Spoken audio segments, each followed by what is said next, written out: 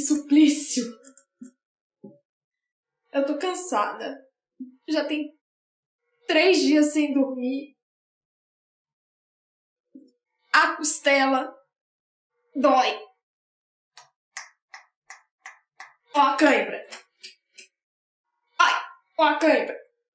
Cãibra de grávida é terrível. Pega da canela e sobe até aqui, ó.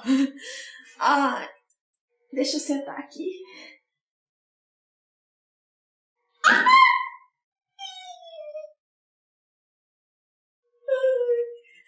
Ai, hemorroida.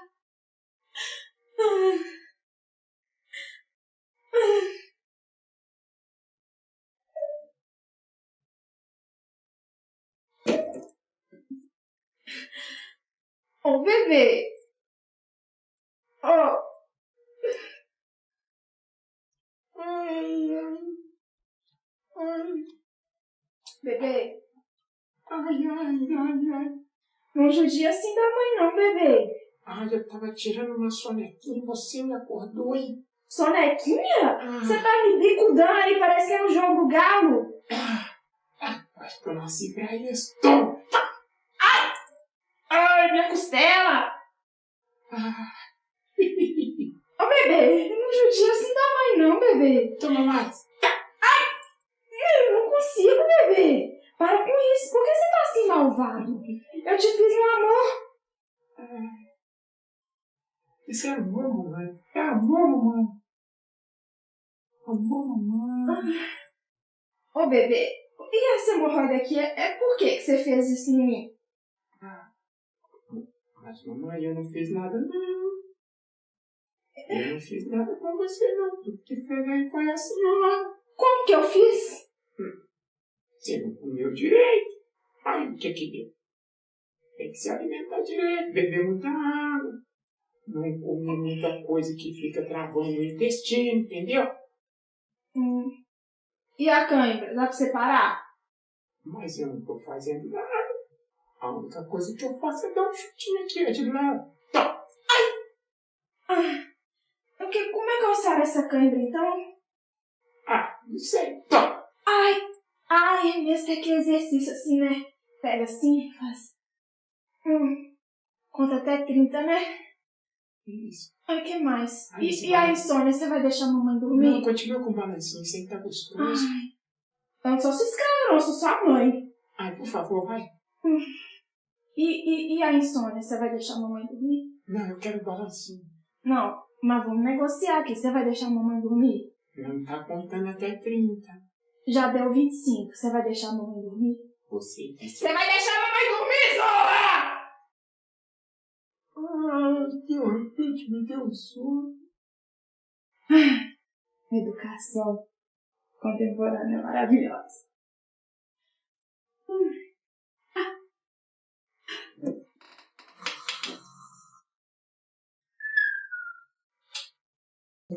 Oi, Ingrid, eu quero te perguntar o que é um parto normal e um parto cesárea? Porque tem muita gente que tem medo do parto normal, né? Sim, assim, conceitualmente, vamos assim dizer, o parto normal, tem algumas pessoas que até me perguntam, e qual que é a diferença de parto natural, parto humanizado, né, e o parto normal? Mas vamos por partes. Parto normal, conceitualmente, é o nascimento do bebê pela vagina, né? Que pode ser que este processo se dê de forma natural, ou seja, a gestante entra em trabalho de parto espontaneamente, sem precisar de nenhum remédio, sem precisar de nenhuma indução, né? Vamos assim dizer. E tem o parto normal, que às vezes pode ser que tenha necessidade de alguma intervenção, né? Quando necessário, indução do parto, por exemplo. Mas, basicamente, o parto normal é o que o neném sai pela vagina, certo? Tem a contração, tem o nascimento e o bebê nasce ali pelo canal vaginal. O que é a cesárea, né? A cesárea ou às vezes a pessoa fala o parto cesáreo, né? Cesariana, de forma geral, é uma cirurgia em que o bebê nasce pela barriga, vamos assim dizer, a partir dessa cirurgia, né? E aí, a cesárea, na verdade, ela foi criada para resolver problemas que, vamos dizer, a cesárea foi criada para ser um plano B, né? Tudo está ocorrendo para um parto normal, porém, por algum motivo, esse bebê precisa nascer rapidamente. Seja esse motivo relacionado a alguma questão da gestante ou alguma questão relacionada ao próprio neném, né? Por exemplo, o coraçãozinho está com a frequência muito baixa, o coraçãozinho do bebê, lá dentro da barriga. Está muito baixa a frequência. E não recupera. É o que a gente chama de estado fetal não tranquilizador. Existem várias coisas que levam a esse diagnóstico, mas um dos fatores é isso. Então, o que a gente entende? Que esse bebê precisa nascer rapidamente. E aí, tudo para a gente conseguir tomar a decisão de ser uma cesariana, a gente avalia para ver se é uma cesariana mesmo, que vai fazer o neném nascer mais rápido, ou é um parto instrumentado. Na maioria das vezes, é uma cesariana, que vai fazer o bebê nascer mais rápido. Mas se o neném já está ali quase nascendo, às vezes uma cesárea não vai ser tão seguro. Então, tudo isso são decisões que precisam ser tomadas a partir quando o problema aparece, né? A partir do problema, né? E são tomadas entre a equipe e a própria gestante. Só que, de uns anos para cá, em que as pessoas entenderam que cesárea é um procedimento rápido, né? Comparado a outras cirurgias, mesmo ela sendo uma grande cirurgia, cesariana é uma grande cirurgia, né? É uma cirurgia do mesmo porte de uma pessoa que foi acidentada e precisa abrir a barriga dela. É do mesmo porte, é de grande porte. Uma cirurgia que precisa de preparação, né, da equipe. Porém, é a única cirurgia que não é feito um plano cirúrgico, não é feito risco cirúrgico, né? Que a pessoa que vai ser operada, ela não necessariamente tem uma avaliação prévia daquela equipe, né, vamos assim dizer, para passar por um procedimento que é muito arriscado. Só que as pessoas não falam muito sobre isso. Por quê? No final das contas, o resultante dessa cirurgia, vamos pensar, né, é um bebê, né, um bebê que nasceu. Então, às vezes, as pessoas esquecem completamente da complexidade da cirurgia cesariana, porque existe ali um neném que nasce, né? E aí tudo é esquecido. Só que é muito importante a gente pensar que, se tem uma cirurgia, existem riscos relacionados ao processo cirúrgico, assim como qualquer outra operação.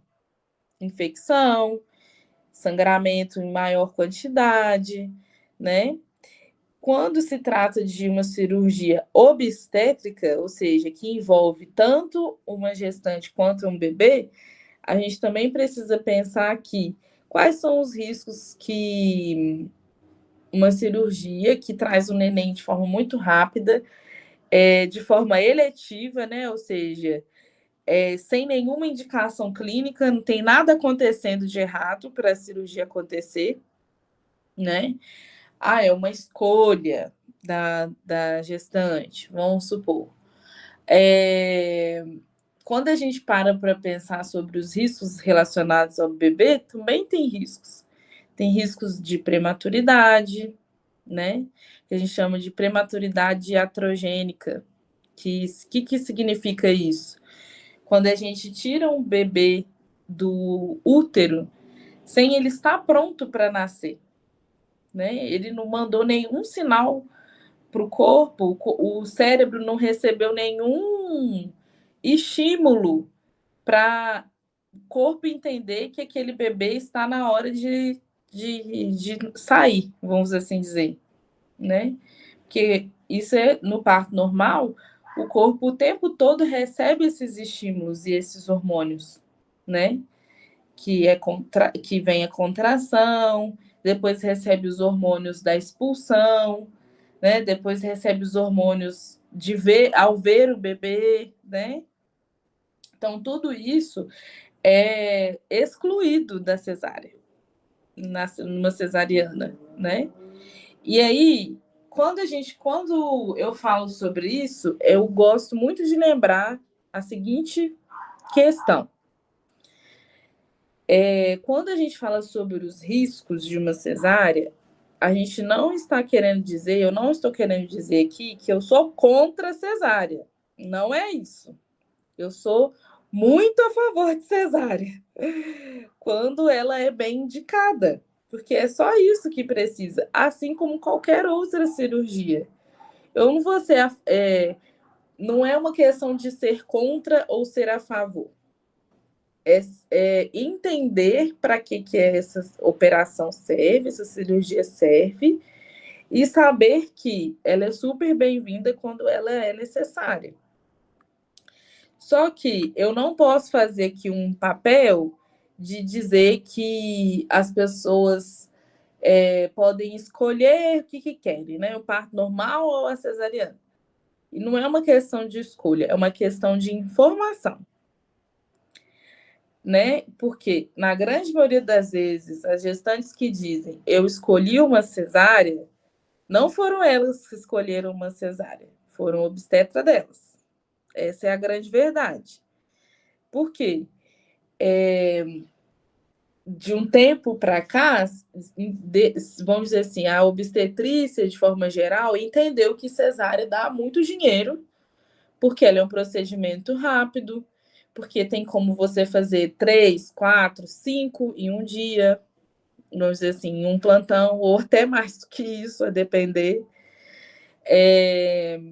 Então, vamos dizer assim, economicamente, uma cesárea é muito mais rentável, as cesáreas são muito mais rentáveis do que o parto normal.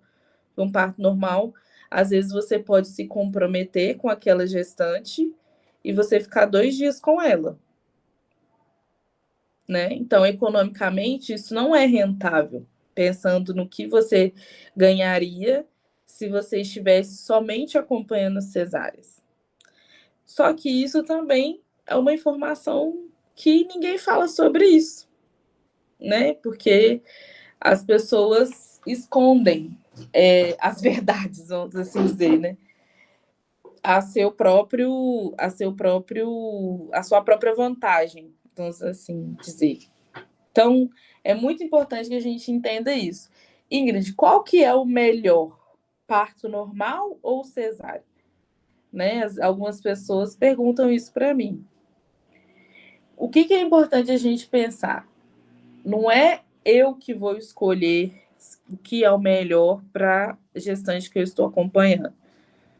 O que eu posso fazer é informar quais são os riscos e os benefícios de um parto normal e quais são os riscos e os benefícios de uma cesárea. Então, a gente tem, num parto normal, por exemplo, a gente tem um risco do bebê morrer, por exemplo. Sim, existe esse risco, tanto num parto normal quanto numa cesariana. Na obstetrícia, nada é 100% ou 0%. Então, se um profissional de saúde fala para você que é 100% de certeza que você e o seu bebê vão sair bem de uma internação, corre dele, que isso é mentira. Ninguém pode dar essa certeza. A questão é, qual é a via de parto que oferece menos risco? Parto normal. Por quê? O corpo se prepara, esse bebê dá sinais de que ele está pronto para nascer, né? existem as contrações têm um ritmo que por mais que algumas das vezes as gestantes referem para a gente que estava muito mais do que o suportável, né? Por outras condições do próprio ambiente que tornam a dor da contração muito maior, as contrações do trabalho de parto, elas têm um ritmo. Então, tudo isso é importante a gente pensar. Existem os riscos em relação a uma cesárea de sangramento, bem maior do que do parto normal, de infecção, porque abre o corpo, vamos assim dizer, né? Então, tem um risco maior de infectar. Tem os riscos de necessidade de UTI neonatal para o neném, mais dificuldade para amamentar, né? Tem toda aquela questão relacionada ao pós-parto, que para o parto normal é bem mais tranquilo, né? De conseguir levantar, de conseguir fazer as próprias atividades sozinha, do que a cesárea, que a cesárea demora um pouco mais de tempo, né? Para ter autonomia. Então, tudo isso, existem essas diferenças. Sim, minha mãe costuraram o músculo dela errado na barriga, assim, durante a cesárea. E para mim foi muito importante assistir um filme chamado Renascimento do Parto. Eu assisti durante a gravidez e a partir daí eu fui entendendo, né, a importância da gente ter a informação, né? E aí, quais são os sinais que a gente precisa entender no nosso próprio corpo para ir para a maternidade, né? Porque às vezes tem gente que vai, o médico manda voltar, fala que está cedo e a gente fica sempre nessa dúvida, né? Principalmente quem é de primeira viagem. Pois é, existem alguns sinais que a gente chama de sinais de alerta, que são os sinais de que precisa ir numa maternidade para ser avaliado. Isso em qualquer idade gestacional, né? Se tiver sangramento, igual menstruação, saindo, escorrendo sangue pela vagina, né? Se tiver líquido escorrendo, se for numa gestação que já é termo, né, maior que 37 semanas, a gente ainda pode, a depender da cor do líquido, a gente ainda pode dar tempo de pegar a bolsa, de tomar um banho e ir para o hospital. Se ele for líquido claro, igual água, né? Agora, se for um líquido verde, igual sopa de ervilha, precisa ir mais rápido para o hospital. Então, tudo isso é importante a gente saber, são sinais de alerta. E se o bebê não mexer? Existe uma semana, né, de gestação para frente, às vezes 20 semanas para frente, as gestantes já começam a sentir movimentação fetal. Tem gente que sente um pouquinho antes, mas a maioria depois de 20 semanas. Então, o que é importante saber? A própria gestante vai conseguir entender o ritmo desse neném, né? Tem hora que fica mais quieto, tem hora que mexe mais. Então, o que precisa estabelecer? Se nesse horário é o horário que comumente meu bebê está mexendo e não está mexendo agora, eu como alguma coisa e não continua sem mexer, tem que ir para a maternidade para olhar. Está tudo bem. Isso são sinais de alerta. Agora, sinais de trabalho de parto contrações ritmadas, ou seja, em 10 minutos tem 2, 3 ou mais contrações. Por que às vezes a gente vai no hospital e mandam a gente voltar para casa, né? Porque internação precoce, ou seja, internação antes da hora, traz uma cascata de intervenções. Por quê? Às vezes a gente chega no hospital com contrações de treinamento, né? Ou seja, são contrações sem ritmo, que às vezes incomoda, às vezes nem sente, às vezes dói, às vezes nem sente. Então, são contrações que não são as de trabalho de parto. Ou seja, por mais que elas existam, não estão mudando o colo, né? Não estão aumentando a dilatação, não vai fazer o neném nascer com aquela quantidade de contração. Então, às vezes o profissional que atende essa gestante no pronto atendimento avalia esse colo e tem 1 centímetro de dilatação, 2, 3, ou seja, é necessário medir o risco e o benefício dessa gestante, ou continuar, porque essa opção tem que ser dada, ou continuar no hospital, mesmo sem estar internada, por 4 horas para ser reavaliada, né? Então, se as contrações ritmarem, eu estiver em casa, você tem a opção de ficar aqui também, mas aí não vai ficar internada, né? Ou ir para casa, às vezes a pessoa mora perto, né? Então, tudo isso precisa ser considerado. Mora perto? Tem condição de vir se as contrações apertarem? Tudo isso precisa ser considerado para a gente orientar que uma gestante que está sentindo alguma contração volte para casa, né? E orientar os sinais de alerta, que são os que eu já falei. Então, tudo isso precisa ser considerado. Mas, Ingrid, por que não internam a gestante com 2 centímetros? Vamos dizer, uma gestação de baixo risco, sem alteração no pré-natal, sem nada. Por que não interna? Porque se internar, o que acontece? Interna, dali a tanto tempo, o colo vai estar a mesma coisa, aí começam as intervenções. Rompe bolsa, começa a indução, às vezes de forma desnecessária, e aí a gestante fica cansada, analgesia, pede analgesia, né? Faz anestesia do parto, durante o trabalho de parto. Às vezes isso deixa as contrações mais espaçadas ainda.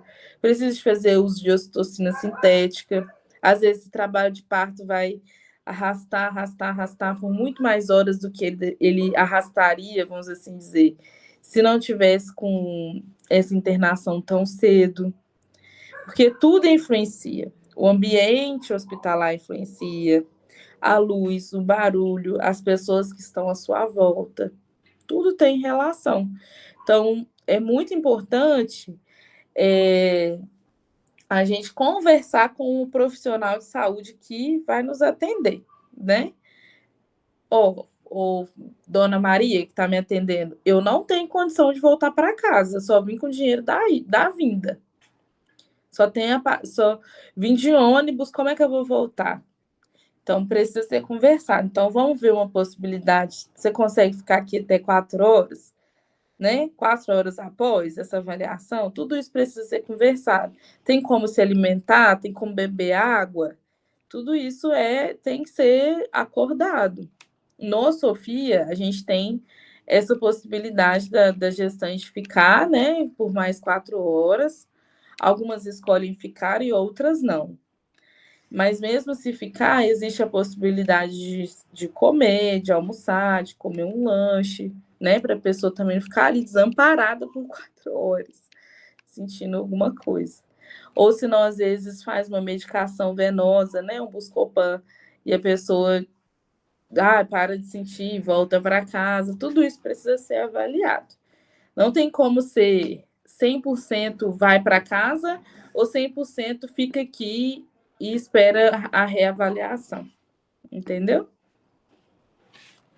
Sim, a gente tem uma mãe, né, que ela foi para o hospital, o médico mandou ela voltar e era para ela ter tido parto naquele momento e ela voltou e a criança não sobreviveu assim. Então, ela precisou tirar o útero também. Eu acho que a gente tem a informação, né, e não cair em estado de pânico, né? É diferente ter a informação e ter o medo. Porque às vezes, né, principalmente às vezes quem já perdeu, né, criança, perdeu não, né? Porque a criança vem e fica um tempo que ela precisa ficar também, né? É, Aí eu lembro que a gente juntou com ela, tem uns grupos também, né, de mães que compartilham o luto dos bebês e tudo, mas foi esse erro médico e às vezes a informação é importante por causa disso, né? E aí vem aquele monte de perguntas também, né? O que colocar na tal da mala para maternidade? No meu caso, Boa. assim, a bolsa estourou, mas eu já tinha uma malinha pronta com um cheiro para mudar o cheiro do quarto, né? Então, você trabalha com os óleos essenciais, eu levei o difusor, o óleo. Coloquei a roupa também para a pessoa que ia me acompanhar, porque foi isso que a gente ouviu também, um outro relato, né?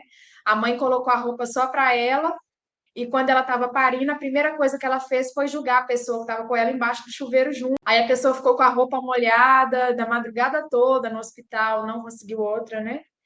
E levei também minhas comidas, né, que eu gosto de comer, e vi essa importância da gente descansar para na hora que chegar o momento, né, eu ficava te perguntando assim, como eu vou saber quando eu vou ter contração? Você vai.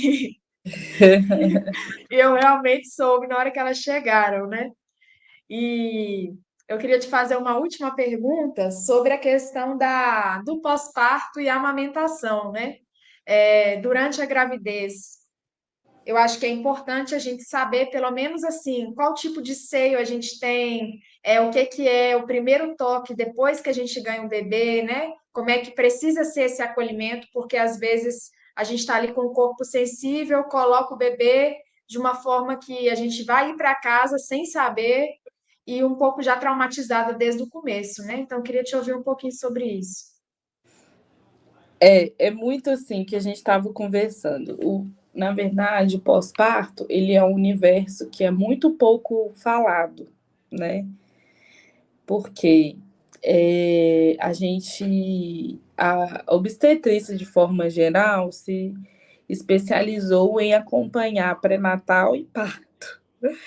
O pós-parto é um universo que a gente é muito desconhecido, até para a gente, né?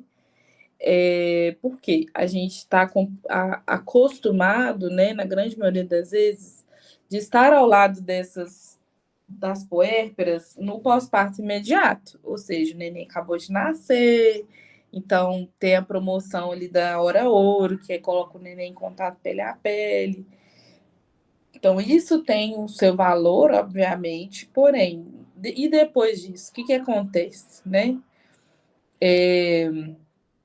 O que eu tenho pensado, assim, eu tenho estudado para isso, na verdade, de ter momentos, é muito importante que tenham momentos durante o pré-natal que se fale de amamentação, porque depois que o neném nasce, que ele já está ali querendo mamar, é mais difícil de aprender do que se fosse pensado e planejado. Na verdade, a gente não planeja o parto. Então, a gente também tem que começar a aprender a planejar o pós-parto, né? Deveria, inclusive, existir um plano de pós-parto, né? Eu quero amamentar, ou eu não quero amamentar, ou se não, eu quero ajuda para amamentar, né? Ou se não, eu já tenho rede de apoio para amamentar. Então, tudo isso precisa ser conversado, né? E dialogado. É importante falar sobre isso. É importante falar sobre os sentimentos das puérperas no pós-parto, né? Que muitas das vezes é negligenciado. Todo mundo que visita uma casa que tem um bebê leva todas as atenções e os presentes para o neném. Esquece completamente da mãe desse bebê. Então, o quanto que as visitas também precisam pensar qual que é a necessidade daquela dupla naquele momento, né? Ela quer mesmo a visita? Porque às vezes quando a gente está no pós-parto, a gente tem um pouco de vergonha de falar, né? Não, eu não quero que ninguém venha, eu quero que ninguém venha aqui, porque minha casa não está organizada, eu não tive tempo para organizar, né? Visita demanda alimentação, demanda atenção, que às vezes aquela puérpera não vai ter condição de dar. Então, tudo isso precisa ser conversado, né? E a rede de apoio precisa respeitar se aquele é o momento ou não de uma visita. Agora, em relação aos profissionais de saúde, a gente tem muito que aprender, Marielle. A gente tem muito que aprender com a amamentação, né? Hoje a gente tem uma oferta de consultoras de amamentação muito maior do que antigamente. Só que E quem não tem condição de ter uma consultora, o que faz, né? Porque uma consultoria de amamentação é um valor que às vezes não é acessível para uma família que recebe ali, por exemplo, Bolsa Família, né? Ou uma família que recebe ali um salário mínimo, por exemplo, né? Que já está ali dividindo dinheiro de aqui é a fralda, aqui é a comida, aqui é a luz, aqui é o aluguel e não sobra nada, ainda mais sobrar um valor que é alto, né? Não que seja caro, o serviço não é que seja caro, mas que às vezes não é um valor acessível, né, para a maioria da população. Então, quando a gente para pensar sobre isso, a gente precisa de programas governamentais que ofereçam consultoras de amamentação no posto de saúde, né? Seria incrível se tivesse um programa desses, né, que destinasse recursos para que consultoras de amamentação estivessem de plantão no posto de saúde. Olha quantos bebês iam se beneficiar de uma amamentação até 6 meses de vida e quantas puérperas passariam bem menos perrengue, né? De dor no peito, de toda a frustração, porque a mídia coloca a amamentação na rede, vamos assim dizer, como se fosse algo glorioso, que a mãe que não dá conta daquilo não é uma boa mãe, né? Alguma coisa fez de errado. E não é por aí, né? Não é por aí. Então, a gente precisa construir redes, na verdade, que levem esse serviço para dentro das comunidades, né? E que as pessoas tenham cada vez mais acesso e que conversem sobre isso no pré-natal. Falem dos seus medos, das suas frustrações, né? Seus sentimentos. Também que trabalhem, isso aí também diz respeito de serviços de psicologia, que trabalhem como foi esse parto, porque o pós-parto, ele tem tudo a ver com o parto, né?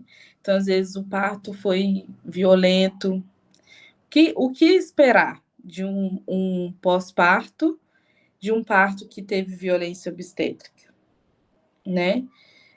Tem, às vezes, também que a gestante se preparou o pré-natal inteiro para um parto normal e, na hora, foi cesárea, porque teve alguma alteração e teve uma cesárea na história. E aí, quem que está colhendo essa puérpera, né?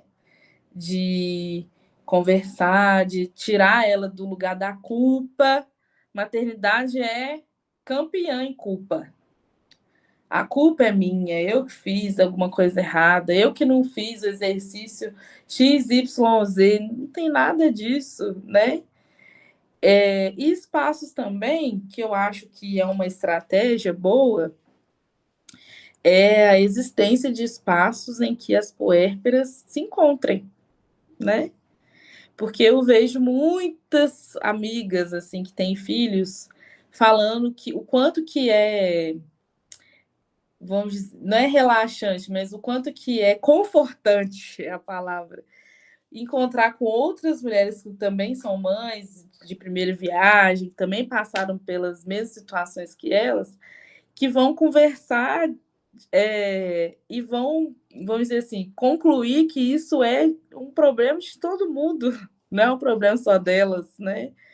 E o quanto que as vivências se repetem de formas diferentes, né? Se repetem, né? Então, às vezes, ter esses espaços de encontro, de fala, de expressar, né? Às vezes a raiva, às vezes a tristeza, ou às vezes a alegria, né? Nossa, não, estou me sentindo ótimo, tá tudo bem. Então é bom falar sobre isso também, né? Eu acho que é isso. Sim, no meu caso, eu fui aprender a importância de fazer uma massagem circular no peito antes, da criança pôr a boca, né? Porque às vezes o peito está tenso, está duro, e massageando, né? Isso ajuda tanto a mim quanto o bebê, assim, quanto a bebê. E eu tenho várias intercorrências, né, na amamentação, e eu tenho o mamilo invertido para dentro. Então, eu tive um parto que eu estava imaginando que seria na casa de parto, natural, mas ele teve que ser um parto normal, porém induzido, né? Que esse líquido de ervilha começou a sair de mim, eu tentando mudar de calcinha, achando que ninguém ia ver, mas não tem jeito, né? Na hora que faz o toque, mudei todas as calcinhas, eu falei, ó, ninguém vai descobrir, não tem jeito, né? E aí acolher a história da gente, né? Como eu aprendi com você. É, mas eu também tive isso, né, de imaginar um parto, chegar lá ter outro, mas ainda assim conseguir me divertir, né, botar a palhaça ali, ao invés de gritar com dor, gritar com a boca mais aberta. Foi muito engraçado, porque todo mundo do leito começou a rir, né, falou, você não está num motel? Ou ela está tendo um bebê? Né? Como que é difícil, né, a gente vocalizar algo que não seja cerrando os dentes, né, com o corpo tenso e tudo. E aí, no finalzinho da gravidez, eu descobri algo que foi muito importante também para mim, que eu estava só vendo violência obstétrica. E aí eu encontrei a medicina placentária. Então, da minha placenta eu fiz remédio, do umbigo da bebê eu fiz remédio, né? Quando os dentinhos começarem a nascer e for o momento, né? Que ela estiver precisando de uma memória ancestral, tem esse remédio, né? Carimbar essa árvore da vida. Então, foi coisas que foram mudando. Mas a amamentação, realmente, para mim, foi um desafio, assim, porque logo quando eu acordei, ainda nem tinha feito xixi. Uma outra coisa que eu esqueci de pôr na mala é uma calcinha absorvente, porque não adianta absorver de menstruação. No meu caso, não adiantou, por causa que eu ainda continuei sangrando, né? E esse de menstruação não deu conta. Aí eu tive que comprar perto da maternidade, que é mais caro, uma calcinha. E as próprias mães também me indicaram lá, que é mais caro, perto da maternidade, um spray que chama Andoba, que é para quando a gente tem um parto normal, né? A gente colocar lá e dar uma aliviada na recuperação. E aí é difícil, porque a gente está com o corpo aberto, tem que sentar para amamentar. E tá tudo muito sensível, né? Então, a primeira bocanhada da Serena aqui no meu peito, da minha filha, já feriu, assim, né? E aí a mulher dizendo, você não sabe botar, lá o pai tá sabendo mais que você, aí eu já fiquei com raiva. E aquela insistência toda hora, né, dentro da maternidade. E eu saí de lá, vim para casa, a bebê desnutriu, porque eu não estava sabendo o que que era o colostro, né? Primeiro sai uma aguinha, não sai o leite. Eu não sabia que eu podia pegar com a seringa esse colostro, então eu desperdicei cada gotinha daquela, e eu acho que no início, né, o bebê tem um estômago que só precisa daquela gotinha mesmo, né? E eu estava achando que ia sair o leite, então eu ficava julgando esse soro fora, achando que era só água, assim. E aí a gente voltou internada, e eu também não sabia o que que era apojadura, que é quando fica tudo meio duro assim, né? E começa a sair o leite. Só que eu fiquei internada e começaram a dar fórmula para Serena, e a fono custou aí no quarto, né, para me atender. Então, eu fui dando aquelas ínguas, debaixo do braço, chorando, achando que eu não ia dar leite, eu estava com o peito cheio de leite. E aí eu fui entendendo, né, que é importante beber água, dormir, tirar o leite no copinho, que eles falam ordenhar, até lembra da vaca um pouco, né? E aí a gente foi tentando várias coisas, né? A sonda, para que não desse a mamadeira. Agora a gente está na colher dosadora. Ao invés de dar mamadeira, tá bebendo na colher, que eu acho que mexe mais o maxilar, né? E evitando isso de dar um bico, porque palpite é cheio, né? A família trazendo bico, sapato, tiara. E aí a gente se posicionar, ó, não quero apertar a cabeça da bebê com a tiara agora, não quero furar a orelha dela agora, espero ela crescer, né? Não, não vou dar o bico, porque além de ter toda uma questão de tirar a minha comunicação com ela, né? Porque é pelo choro que eu vou conhecer o que está acontecendo com ela. Eu meto lá um bico, ela cala a boca, né? Fora as questões dentárias também, né? Futuramente, tudo. Mas é difícil sustentar tudo isso, né? No momento que está estressada, em privação de sono, e vem esse monte de pessoas falando: coloque, eu coloquei no meu filho. É difícil não dar comida, né? Porque no meu caso, acho que eu com 2, 3 meses, minha mãe já metia me dava papinha, assim. E eu vejo que tem vários estudos hoje, né, que falam sobre a questão do intestino, como que ele é afetado com uma alimentação precoce, né, para o bebê. Então, essa parte eu precisava ter estudado mais. Eu acho que essa conversa aqui nossa vai complementar, né, a roda dentro do projeto. E aí tem vários temas que ficaram gravados, né, Ingrid? Sim, eu acho que é muito isso, assim, a gente precisa ter cada vez mais espaços de diálogo mesmo, de troca, porque, assim, olhando para a sua trajetória, uma parte do que você trocou foi comigo, mas acredito que a maior parte foi com outras pessoas que já passaram por esse processo, que, enfim, que te deram, que contaram a história, que te deram alguma dica. Então, tudo isso é importante. Mas também saber filtrar, né? O que vai caber na sua realidade e o que não vai caber na sua realidade. Porque é importante a gente falar sobre isso. Porque, igual você falou, né? Palpite, todo mundo tem um para dar, né? Mas e ajuda, né? Ninguém quer ir aí na sua casa e falar assim: vou lavar todas as suas roupas hoje para você. Ou senão, vou lavar todas as suas louças hoje para você. Descansar. Então, deveria ter essas redes, né? Na verdade. Essas redes, a rede de apoio também deveria servir para isso, de ajudar nas questões, né? Se responsabilizar pelos afazeres da casa. Então, tudo isso precisa de atenção, na verdade, que a gente esquece. Aí só quando está acontecendo, tá aquele turbilhão de coisa que aí a gente vai, não, peraí, gente, o que eu preciso resolver agora? Né? O que dá para esperar? O que só amanhã que eu vou mexer? Então, tudo isso demora a criar uma rotina, né? Entender também que a sua rotina não é a mesma rotina da blogueira que está vendo lá no Instagram, né? Que tem uma rotina tem 3 babás, 4 babás, né? 2 para o dia e 2 para a noite, que tem uma pessoa que faz a comida dela, tem uma nutricionista que indica, que recomenda comida específica para ela, que tem um motorista para levar. Tipo assim, é uma realidade completamente diferente, mas que é colocada como a normal, né, a realidade normal, sendo que na verdade não é bem por aí, né? E isso faz a gente se culpar, se questionar, se colocar num lugar de frustração que na verdade não é verdadeiro, né? Então, tomar cuidado também com a rede social.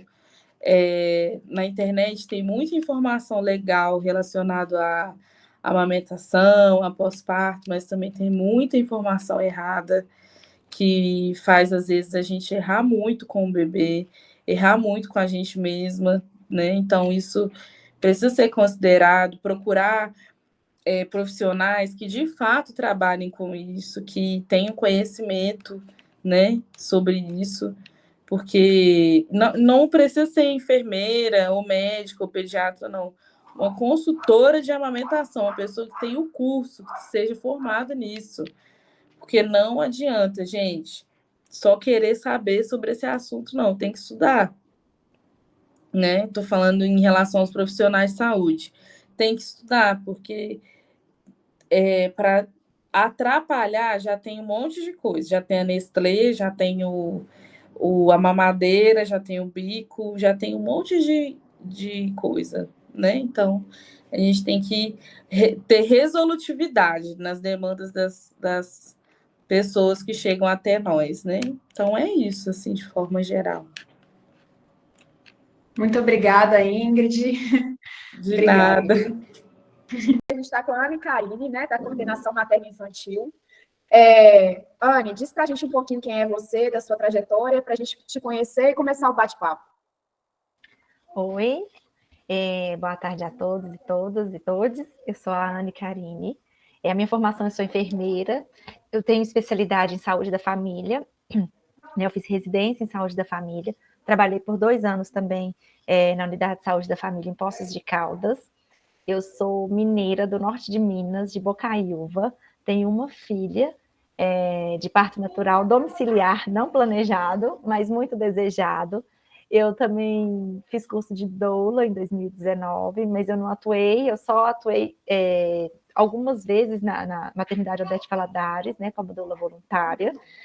E eu também comecei uma residência em enfermagem obstétrica em 2020, mas por conta da minha gravidez, da pandemia da Covid, eu fui afastada e optei por prorrogar, né? Tipo assim, eu não podia, não tinha como trancar nem nada, eu tive que largar, mas eu tenho muita vontade de voltar. E atualmente, desde 2015, eu estou na Secretaria de Estado de Saúde, na coordenação materno-infantil.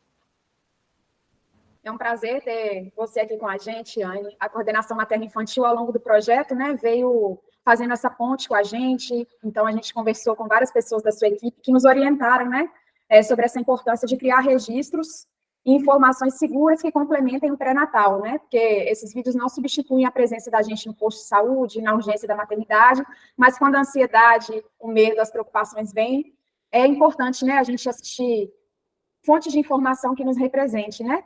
E aí, sobre o 7º, 8º e 9º mês de gravidez, né? Quais são os cuidados que a gente precisa de ter?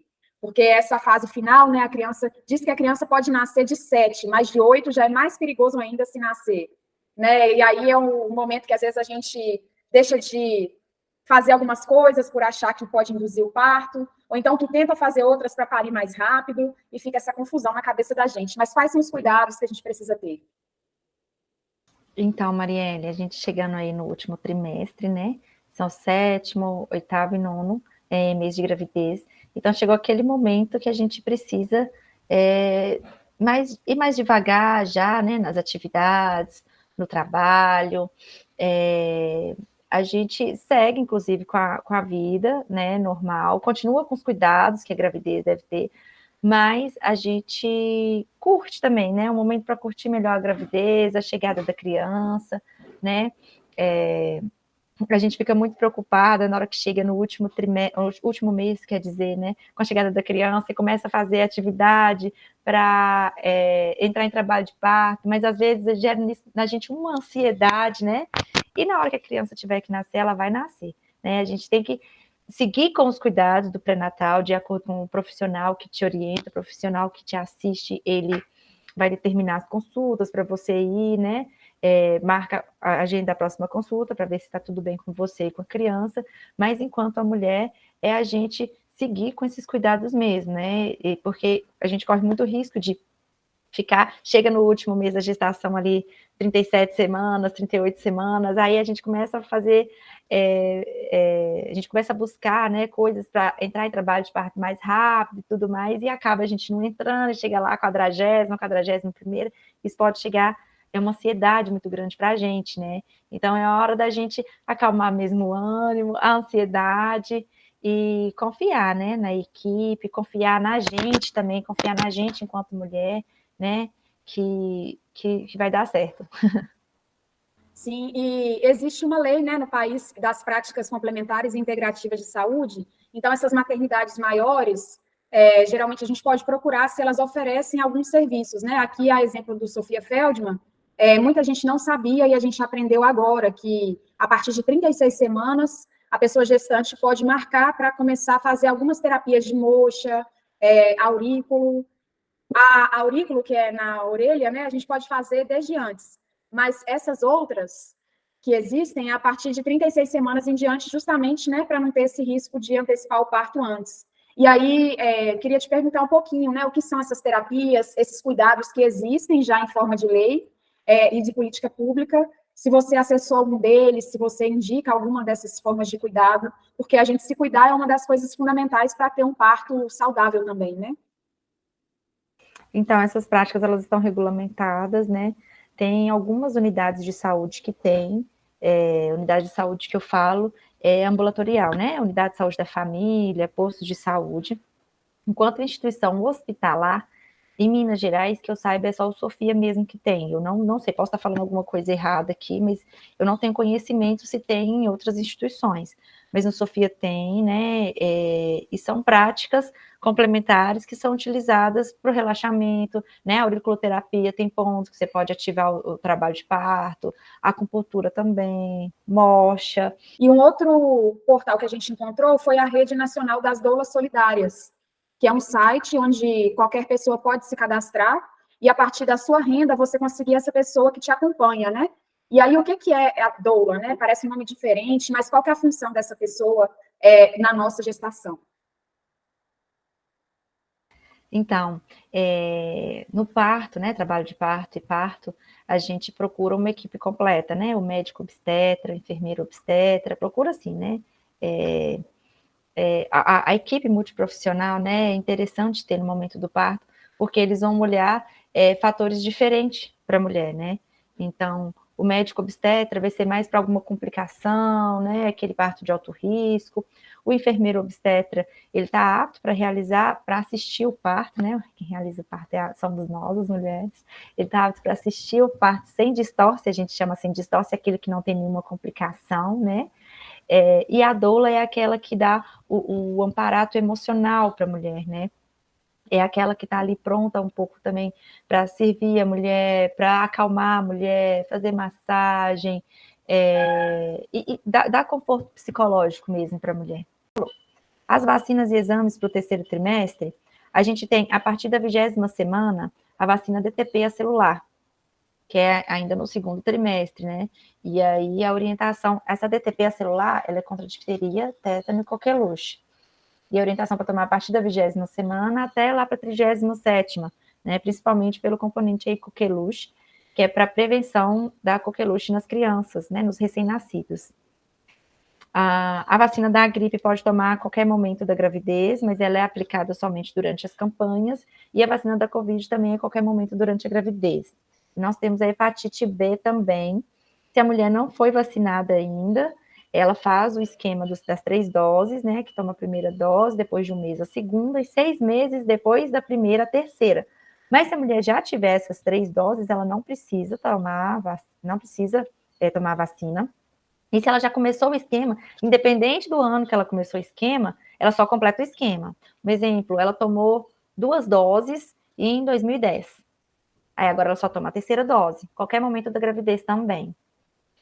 Deixa eu lembrar aqui se tem mais alguma vacina. A DTPA é para prevenir o tétano, né? Se tiver algum corte com ferro, alguma coisa assim, né? A DTPA é para prevenir, né? Do difteria, tétano e coqueluche. E aí tem a DT adulto, né? Que é a difteria e tétano, que a gente toma ela, são 3 doses também, e de 10 em 10 anos toma ela. Só que a DT, a DTPA, a DT está dentro da DTPA. Então, toda vez que ficar grávida, tem que tomar a DTPA. Agora, a DT é igual a hepatite, são 3 doses. Você completa o esquema. Ou você toma as 3 doses, e uma dessas 3 doses você faz a DTPA, né, para quem não tomou, ou você completa o esquema das 3 doses, ou então se já tomou, não toma, só faz o reforço da DTPA. No meu caso, eu fui assaltada e foi embora meu cartão de vacina. Então, é uma bagunça para eu lembrar o que eu tomei, o que eu não tomei. E aí eu vi que tem um aplicativo do governo federal onde registra as vacinas, né? Mas ele não registra todas. Não, esse aplicativo, por ser mais recente, às vezes não tem todas. E aí a gente tem um sistema também de imunização, mas dependendo de onde você tomou a vacina, se a pessoa não fez o registro no computador, ela não registra. Antigamente, a gente registrava no cartão a vacina e tinha um cartãozinho que a gente chamava de cartão espelho. E aí, se você lembrasse onde você tinha tomado essas vacinas, tomou tudo no mesmo lugar, você podia ir lá e pedir esse cartão espelho. Mas ainda era complicado também, geralmente ficava no arquivo morto, tinha que procurar, aquela coisa mais antiga, mas muitas das vezes conseguia achar, sim, a maioria das vezes, conseguia achar esse cartão espelho e aí fazia um novo cartão. Sim, esse cuidado com a nossa documentação é algo que precisa ser dito, né? Porque aconteceu comigo várias vezes, de ir para o pré-natal e esquecer o último ultrassom. ou então de fazer um ultrassom e não levar o anterior ou o primeiro, porque às vezes, né, igual eu tenho um histórico de mioma, a pessoa precisa acompanhar as consultas anteriores, e se a gente não organiza essa documentação, depois a gente se embaralha toda, até para saber em qual semana está, né? Se é 37ª, 38ª, isso está acontecendo comigo também. Então, essa organização dos nossos documentos, né? Nem tudo a gente precisa andar com ele na bolsa, ou às vezes põe na bolsa no momento que não é para levar, né? Fazer a cópia. E aí, a gente está falando do 3º trimestre, mas só puxando um gancho, no mural do posto de saúde aqui do meu bairro, tem um aviso, né? Que cerca de, acho que 5.336 crianças estão com a vacina atrasada. Então, esse acompanhamento, né? Por mais que a gente tenha informação na sala médica, a gente também pode pegar os cartões de vacina e ler antes, né? Principalmente antes de parir, que a gente tem um tempo com a cabeça mais sem estar precisando de amamentar, cuidar de neném, recuperar, né? De ficar desse resguardo. E aí a gente está fazendo uma biblioteca também no Drive, e a gente colocou lá esses cartões de vacina do governo federal só para dar uma lida mesmo, né? Porque às vezes a condição de trabalho de quem nos atende na ponta é tão sobrecarregada que a pessoa pode esquecer, né, de falar, ó, sua criança tem que tomar essa e essa vacina, fazer, ou você mesma, né? Tem algo também que se o pai tem o sangue negativo, a mãe tem o sangue positivo, precisa tomar uma vacina antes de engravidar de novo.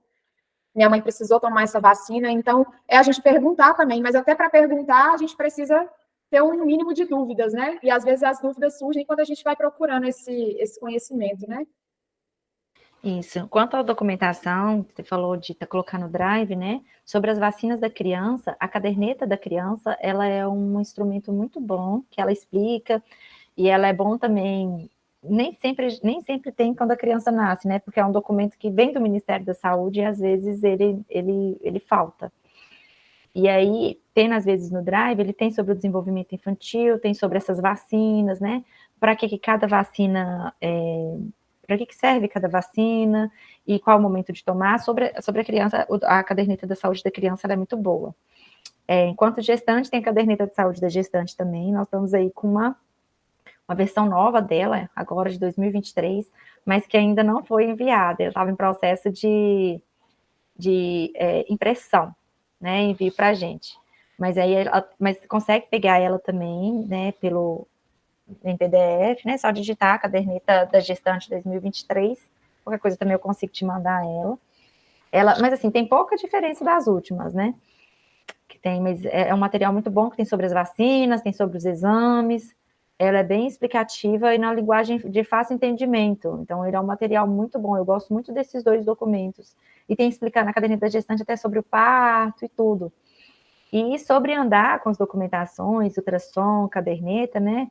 A gente sempre nas consultas é bom levar.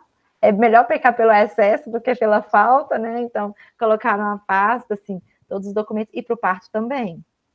Para o parto tem que levar a caderneta, ultrassom.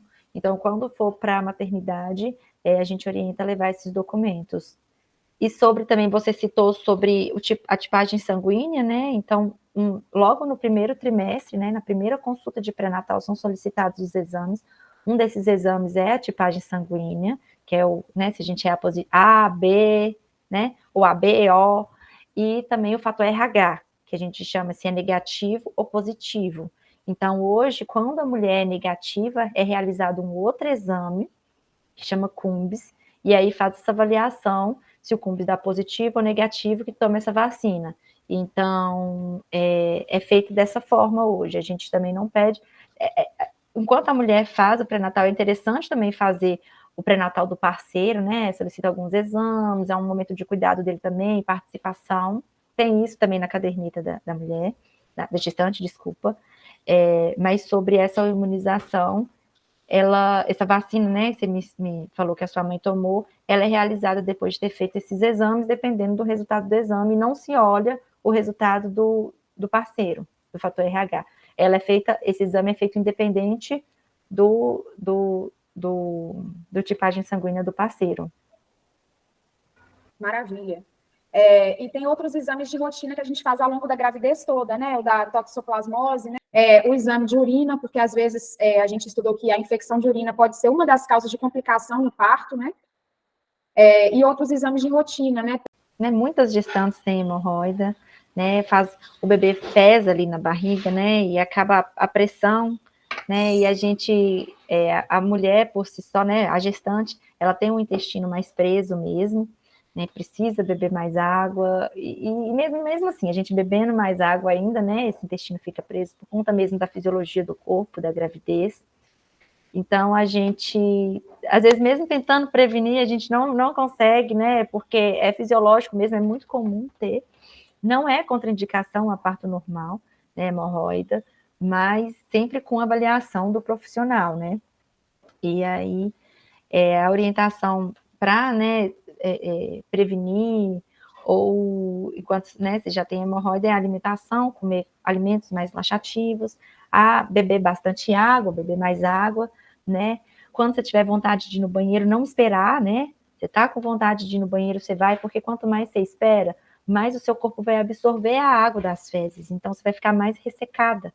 Então, não é interessante você esperar. Às vezes a gente fica com vergonha de ir no banheiro, então, onde a gente está, no trabalho, né? Mas a orientação é sempre que dá vontade de ir no banheiro, ir ao banheiro, né? A forma também que você senta, né? No vaso, eu já falei um pouquinho anteriormente, né? Sobre a fisioterapia, né?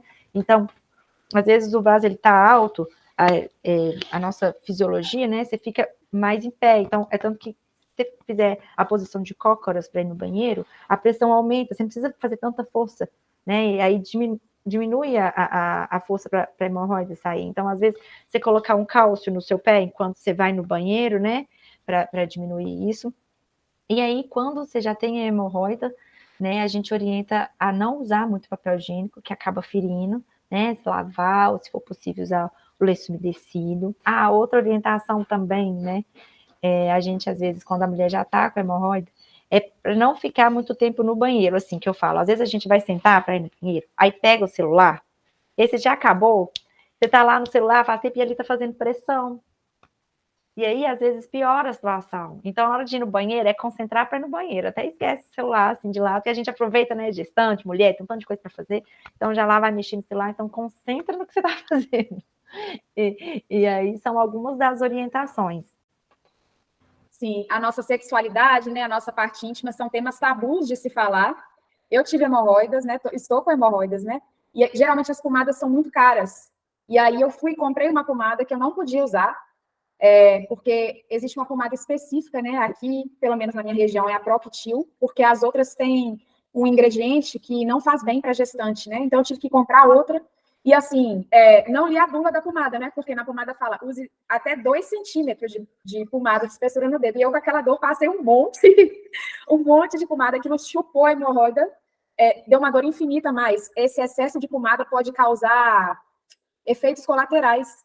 Então, até o uso da pomada, né? Eu também tive que usar um remédio, porque eu fui subestimando o intestino preso e tal, e chegou no final da gestação, isso arrebentou tudo. Então, eu tive que tomar um comprimido também, e uma fibra específica, né? E para além disso, aprender a mudar a alimentação, né? Às vezes o leite que a gente toma não é nem o leite, né? É uma vaca que tira ali dela sangue, soro, muito sofrimento, e existem, por exemplo, leites vegetais que são até mais baratos, né? Eu estou aprendendo muito a usar a linhaça, que é mais em conta quando a gente compra ela a granel, e o leite de linhaça, ele é totalmente benéfico para o intestino, é gostoso, dá para fazer uma vitamina, né? Com mamão, com banana, que também é boa caturra, porque às vezes a gente come a prata, agarra tudo.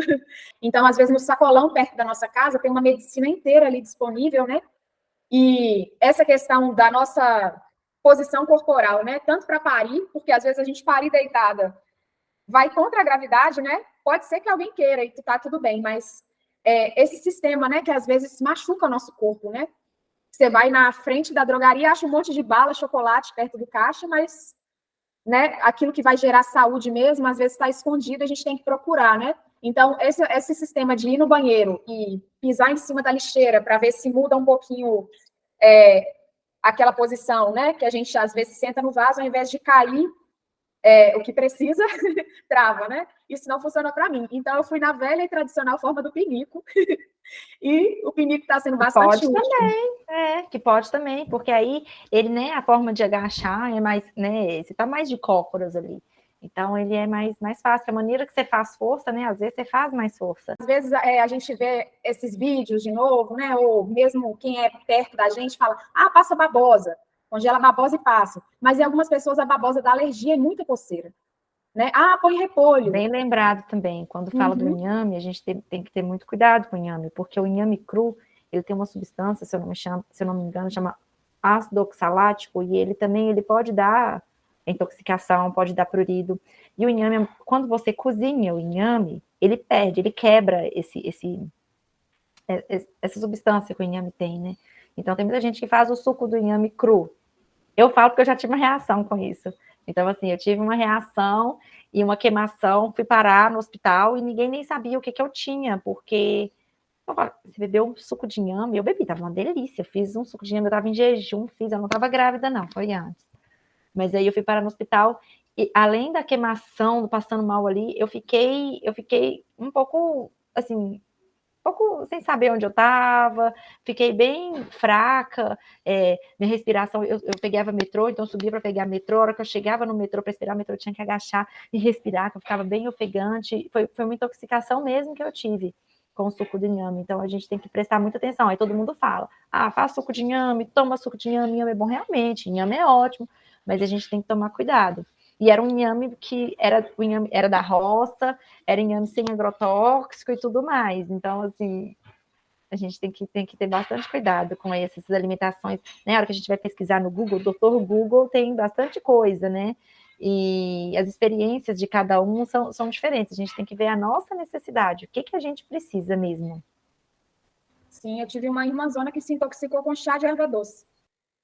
Então, ó, pra você ver, um chazinho, né? Que às vezes a pessoa fala, um chazinho de erva doce. Mas também, assim, não é pra gente ter medo, é pra gente criar essa capacidade de se conhecer, né? De saber, e aí se passar mal alguma coisa, a gente já sabe que aquilo pode ter sido, né? E procurar os meios. Sim, tem um quilombola que é o mestre Badu, de Jaboticatubas, que ele fala, né? Do veneno para o remédio que muda a dose. Então, às vezes, né? Um chá, um legume que a gente come pode ser um remédio, mas a depender da dose, a depender da gente, pode virar um veneno também, né? E tem outras coisas, igual a baixa de vitamina D, que é outra coisa que me gerou muito cansaço, e às vezes a gente não encontra ela nos alimentos, né? No caso da vitamina D, pelo que eu estou entendendo, a gente consegue ela no sol e no movimento. Então, além de tomar sol, a gente está fazendo exercícios para ativar essa vitamina no corpo. A gente tem que ver qual que é a necessidade de cada um, e aí o comércio aproveita de tudo, né? Das gestantes, e aí o que a gente precisa ter, né?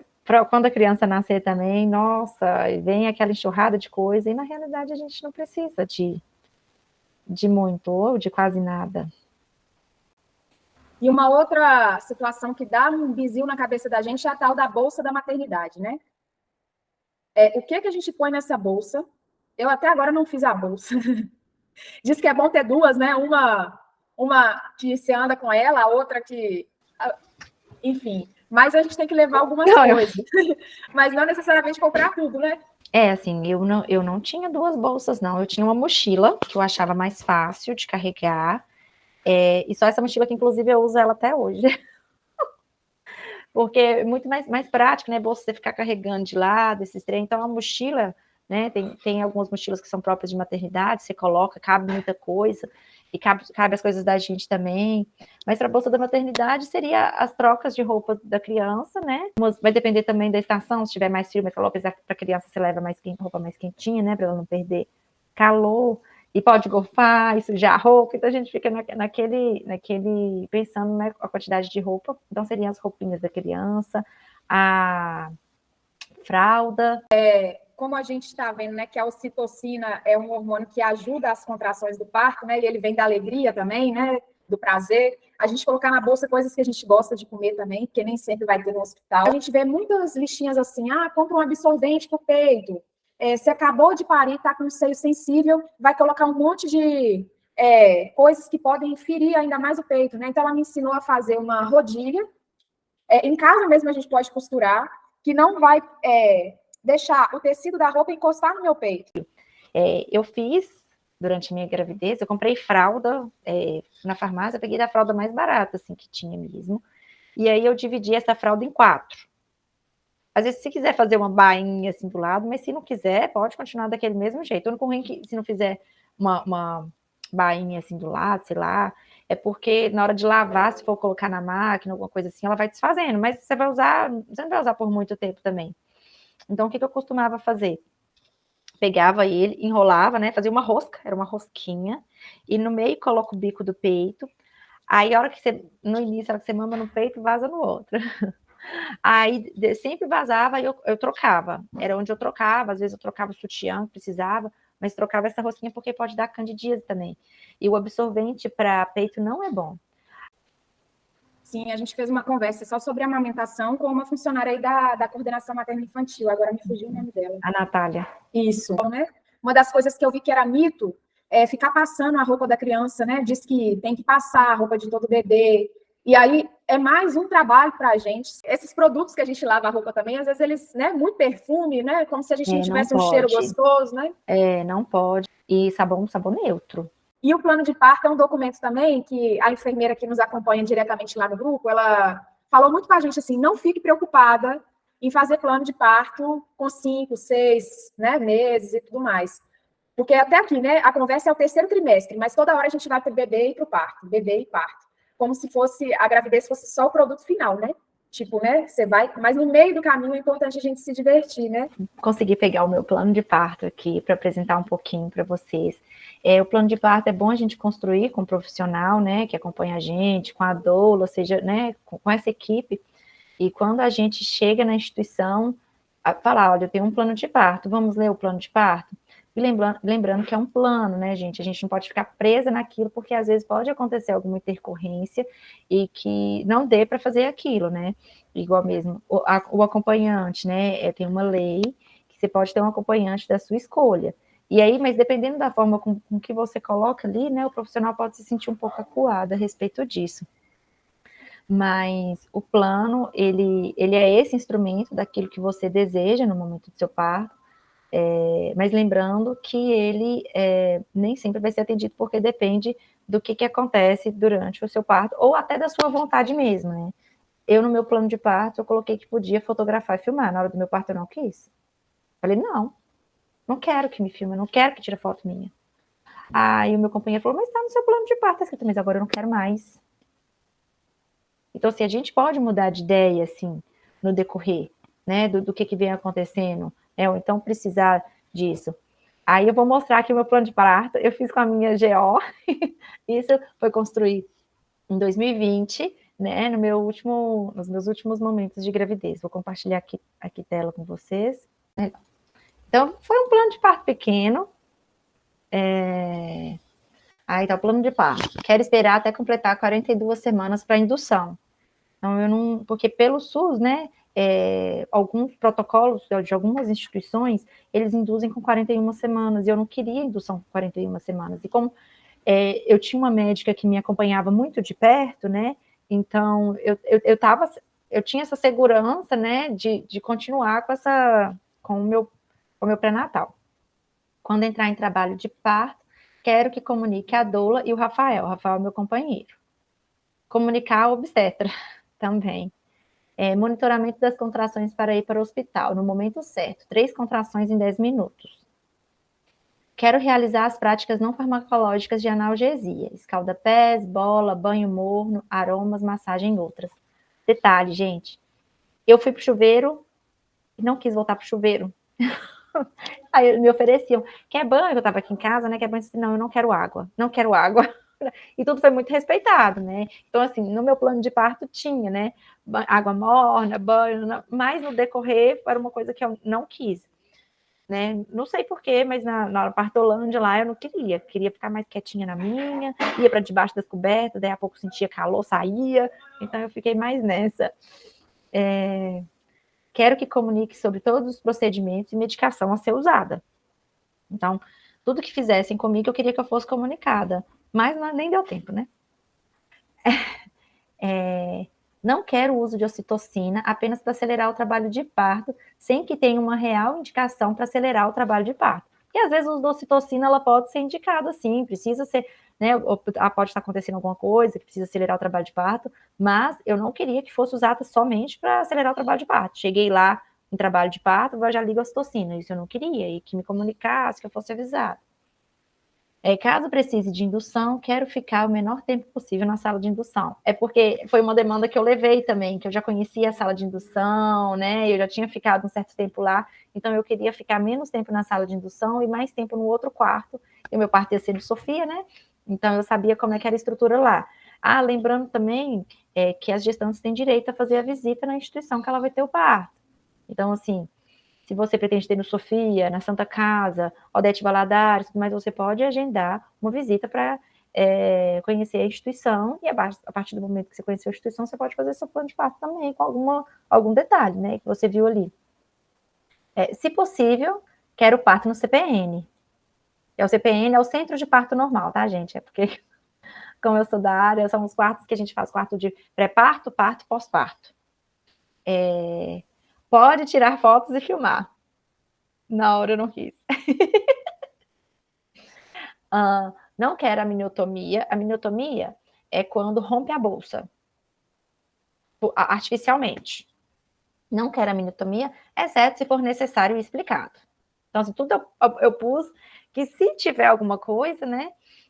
Mas também não precisou, que a minha bolsa rompeu aqui, Maria Flor nasceu por aqui mesmo. Não quero toques de repetição, ficar toda hora fazendo toque. Mas sempre quando precisou de fazer, para mim mesmo, precisou de fazer o toque mais de uma vez do que o necessário ok, tipo assim, eu pedi para a médica para fazer, né? Mas foi sobre o meu consentimento. Não desejo analgesia, me ajuda a manter nesse propósito. Mas, assim, me ajuda a manter, só que se eu ver que eu quero analgesia mesmo, eu queria ter esse direito de ter analgesia, igual eu falo hoje. Eu não iria para uma instituição que não tivesse analgesia, porque, assim, se por um acaso eu quisesse muita analgesia, eu queria ter ali garantido que eu tinha direito à analgesia. Mas no momento do meu parto era uma coisa que eu não queria, né? Quando né, assim, eu queria que ir para uma instituição que tivesse analgesia, mas eu não queria analgesia. Mas se por um acaso eu quisesse, eu tenho lá para ser administrado. Desejo a inserção de DIU pós-parto. Foi em casa, não teve inserção de DIU nenhuma, mas depois eu coloquei o DIU depois de 60 dias pós-parto. E é isso. Nossa, muito agradecida, porque escrever assim em tópico é muito mais fácil, né, para um profissional que vai estar ali para nos atender. A leitura, muito mais objetivo e direto. Então, é justamente isso que a gente precisa. A gente fez uma roda de plano de parto, quem quiser assistir vai estar lá. E aí a gente aprendeu várias coisas, mas na hora de criar essa redação na cabeça, aí fazer as bolinhas, uma frase só, já leu, já, ó. E é rápido, porque você chega ali, você está em trabalho de parto, né? A gente não sabe em qual fase que vai estar. Então, você lê rápido, ok, não, vamos conversar, e de acordo com que a sua situação tiver, o profissional vai falar, isso aqui não vai ser possível, isso aqui vai ser possível. E na hora, né, dependendo da situação, você pode, não quero mais isso que eu coloquei no trabalho de parto, no plano de parto, ou, né, aí é um plano mesmo, não é uma coisa engessada. Sim, quero te agradecer, Anne, pela disponibilidade, por tanto conhecimento, viu? Foi um prazer te ouvir, aprender, e é isso. O prazer foi todo meu, Marielle. Bom finalzinho aí de gestação, curte bastante. Uma boa hora para você, um bom parto, que seja um momento inesquecível. Esse encontro de almas, né? E estamos aí para o que precisar.